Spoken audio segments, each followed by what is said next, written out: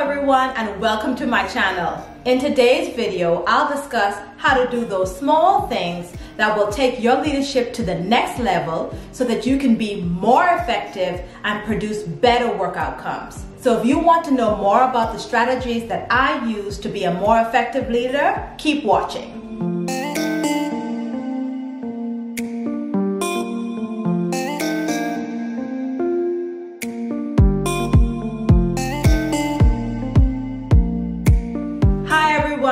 I'm Jeboria, and welcome to the best place for new and emerging leaders who want help with challenging conversations in the workplace.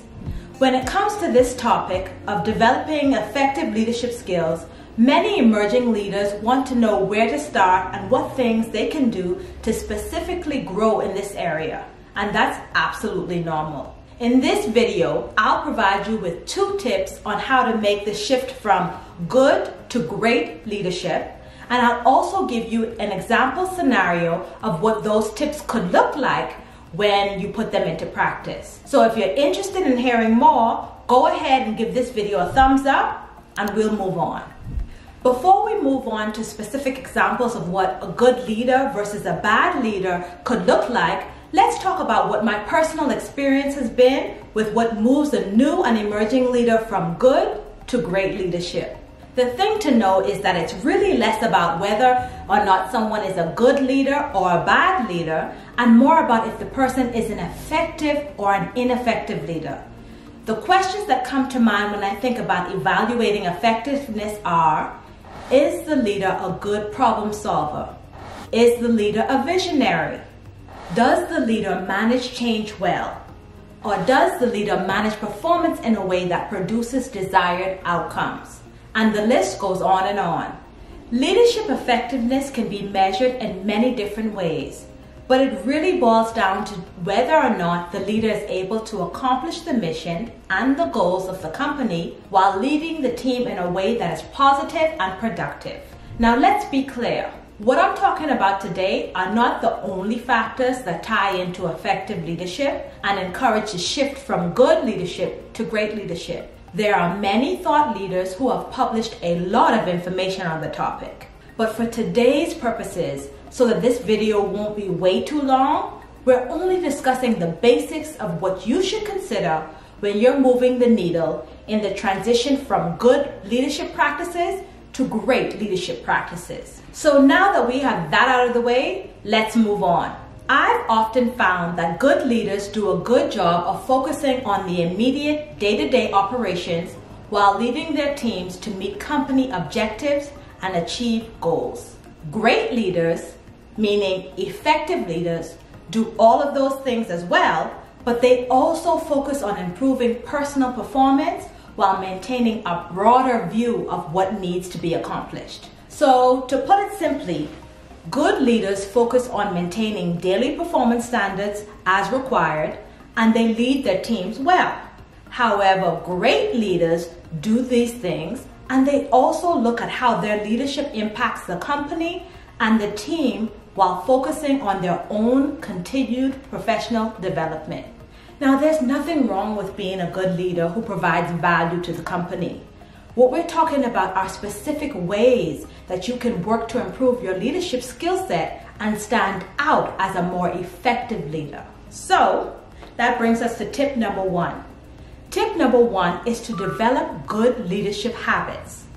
Our habits teach people who we are, and they often demonstrate what we value. An example of this is being solution-oriented instead of being a person who places blame. When problems arise at work or with the team, a leader who looks for solutions instead of wasting time finding fault is the ideal leader. This can sometimes mean that the leader leverages strengths within the team to brainstorm and problem solve. Tip number 2. Tip number 2 is to develop leadership skill sets that will lead to success. An example of this is developing your critical thinking skills. Great leaders need to be able to assess many different factors in order to determine the most appropriate course of action. That's why developing this particular skill set is essential for effective leadership. So let me give you an example of how great leaders can use both habits and skill development to be more effective at work. Let's say that you are a manager of a monthly subscription service where customers are assessed late fees if they do not make timely payments. Your company policy dictates that team members are required to notify customers in writing of any cost increases at least 30 days before the annual renewal period and prior to the first payment due date. In this example, the team member failed to process the annual subscription renewal timely, and the annual subscription fee has gone up. This means that the client would potentially miss the deadline of making the correct payment amount and would be penalized with a late fee. Well, 10 days before the new payment amount is due, you, as the leader, become aware of the mistake. As a good leader, the moment you catch wind of it, you hold the team member accountable and the error is corrected. And then you also notify the client according to the established procedures. If you're a good leader, you consider the mission accomplished. This is because you held the team member accountable by making sure that the task was completed and the mission was accomplished before the required deadline. In this example, a great leader goes a step further by asking 3 simple questions. The first question is, what is the impact on the staff? A great leader, meaning an effective leader, evaluates whether or not there were missed opportunities within the team. A great leader also looks for learning opportunities for everyone involved so the mistake is not repeated. The second question that effective leaders ask is, what's the impact on the client? In this scenario, it's possible that the client may not be prepared to pay the higher subscription fee on such short notice. And since your team didn't comply with the company policy in giving the advance full 30 days notice, the client may be upset and discontinue the service. As you know, this would definitely be bad for business. This brings me to the third question that effective leaders ask to move their performance from good to great.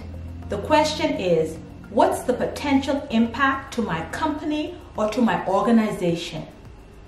In this case, the customer satisfaction and retention is key. And as an effective leader, you may decide that in order to maintain good customer service relations, you would choose to offer the customer a 1-month free subscription. An effective leader thinks beyond the surface and asks great questions to make a complete assessment and determine what the next step should be. In this example, the good leader did the job by finding the solution to the problem and by making sure that the tasks solve the problem were carried out.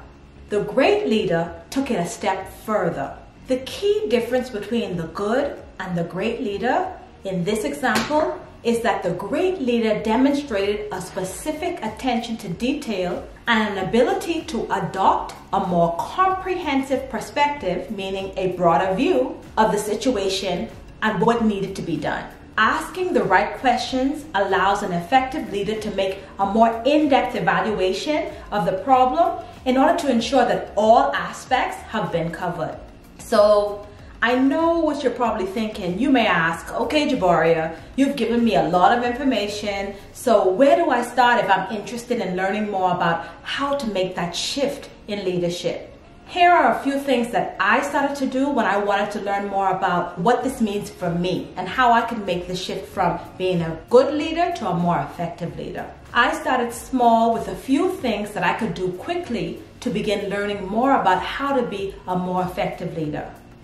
I focus first on building my skill set. Like me, you can start by borrowing hard copy books or audiobooks from your local library. The most effective and successful leaders focus on learning and accessing as much information as possible. I'm not sure who first coined the term, but we know the saying that leaders are readers. You can also use self-awareness strategies that will help you to focus on putting your new skill sets into place. Because the simple truth is, you can't get better if you don't practice. You can also develop a few questions to ask yourself that are related to the specific business that you're in. The questions should tie back to your specific performance measurements and goals. So if this has helped you, comment below and let me know what's the one thing that you plan to do differently to move from being a good leader to a great leader. At the end of the day, it's important to know that there's no right or wrong answer to this. Like most things, making use of effective leadership strategies in your daily practice will take time. That's why it's important to be patient and to be kind to yourself as you continue to learn and grow. It's really all depends on where you're currently at in the stage of your leadership development. And in my opinion, one of the most valuable questions that you can ask yourself is, what kind of leader do I want to be? Take it from there. Now, if you're watching this video and you want to learn more about how to handle difficult conversations related to taking a deep dive into this particular topic or any other topic that you find interesting about the workplace and conversation in the workplace, just let me know in the comments below and I'll be happy to make a video about it. So if you're interested in that, be sure to subscribe and click the notification bell so that you'll be notified right away when I post that new video. As always, have a great week, be kind to yourself, and I'll see you in the next one. Thank you so much for watching.